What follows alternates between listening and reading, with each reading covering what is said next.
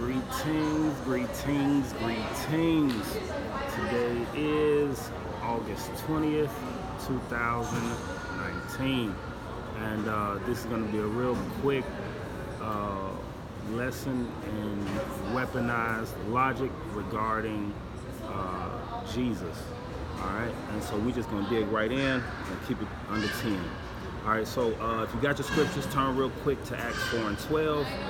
And it reads, "Neither is there salvation in any other, for there is none other name under heaven given among men whereby we must be saved." So the reality is this, that Jesus was not the Son's name.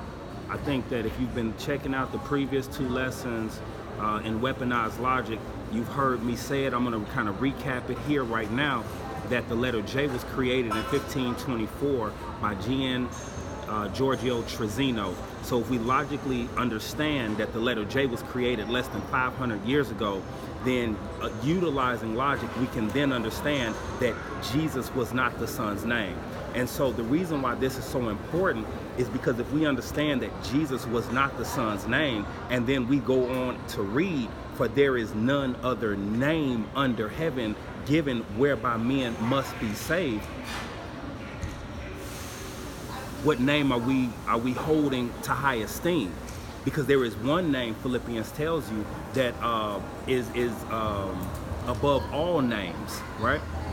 And so if we know that there's only one name above all names, and then we logically understand that Jesus was not that name, is it enough for you then to go ahead and say, so that's Philippians 2 and 9, "Wherefore Elohim also hath highly exalted him and given him a name which is above every name."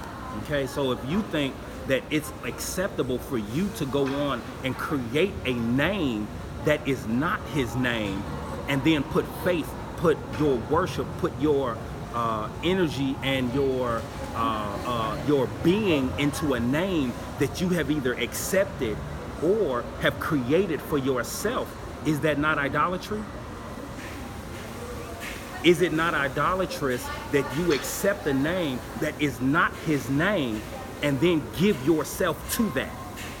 Is that okay? Do the scriptures bear these things out? Turn to Acts. We're gonna bounce around in Acts for a little bit. Turn to Acts chapter 5, verse 30. "And the Aluah of our fathers raised up Yahushua, whom ye slew and hanged on a tree." Okay, so understand, the Mashiach was not hung on a cross. That's not what this word here says, right? Nowhere in scriptures will you read that the Mashiach was hung on a cross. So then where does this false doctrine come from? It comes from Babylon, right? It comes directly to us from the Roman Catholic Church. But it stems and has its inception all the way back to the cross of Tau, or the cross of Tammuz. You understand? This is a Babylonian doctrine. Stop wearing that cross. Nowhere in scriptures will you see that the Mashiach was hung on a cross. It reads in 5 and 30 that the Mashiach was hung on a tree. Let's stay in 5, verse 42. "And daily in the temple and in every house they cease not to teach and preach Yahushua Mashiach." Okay, so again, we understand very clearly that this name here that we see is not the Son's name. This letter J was not created but 500 years ago, less than. Could not have been the Son's name. Okay? So here, let's just real quick jump over to Zechariah chapter 6, so that those who have an ear can understand what the Son's name actually is. Because I at no point want you just to take my words at face value, but research the things that I'm saying. Okay? Zechariah chapter 6, we're going to read verse 11 and 12. "Then take silver and gold and make crowns and set them upon the head of Joshua the son of Josedek the high priest, and speak unto him, saying, Speaketh Yahuwah of hosts, saying, Behold, the man whose name is the branch, and he shall grow up out of his place, and he shall build the temple of Yahuwah." So the logical question is, who is this man being spoken of? The answer to that question is found in verse 11, okay? Joshua, the son of Josedek. Again, we know that Joshua was not that name, could not have been that name. So then the logical question becomes, well, what is that name? That is that whose name is the branch. Now, when you look up under that English, what you'll find is Strong's number H3091. And when you use the properly transliterated rendering for the Yad, He, Wa, Shin, Wa, Ayin, right there, you will render you'll render YAHUWSHUWA, Yahushua, okay? And whose very name means I am Yahuwah's salvation for those who cry out, okay?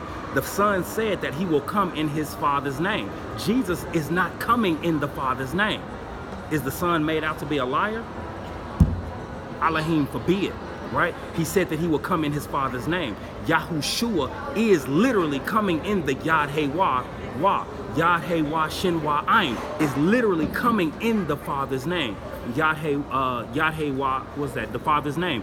Yad Wa YHWH, excuse me.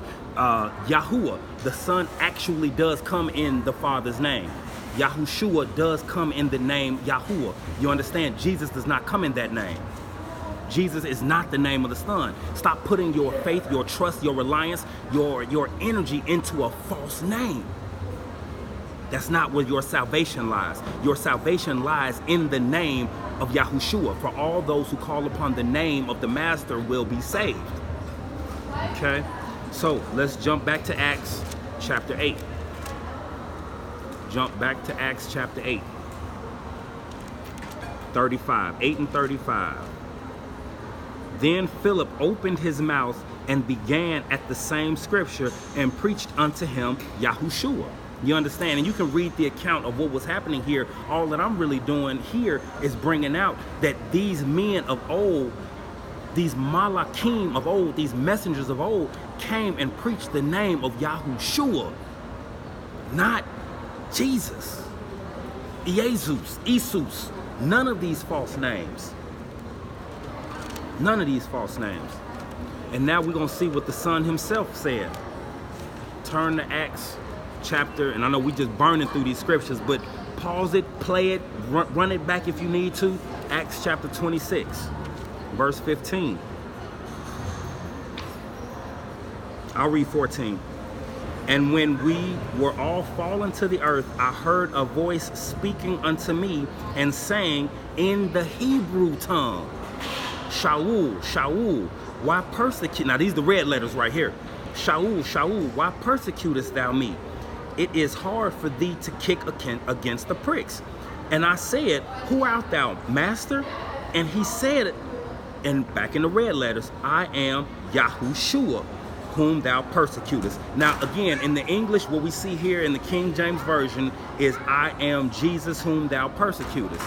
What we can logically conclude using our logical common sense is that if the letter J was created in 1524, right, that Jesus should not be right here. Jesus should not be rendered as the name right here. We've already seen what the prophetic name of the branch is.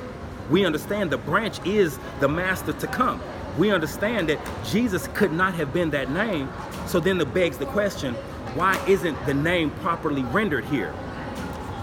Let's go back to Acts chapter 5. I'm sorry, chapter 4. Let's go back to Acts chapter 4 because this thing carried out and we're about to close it up.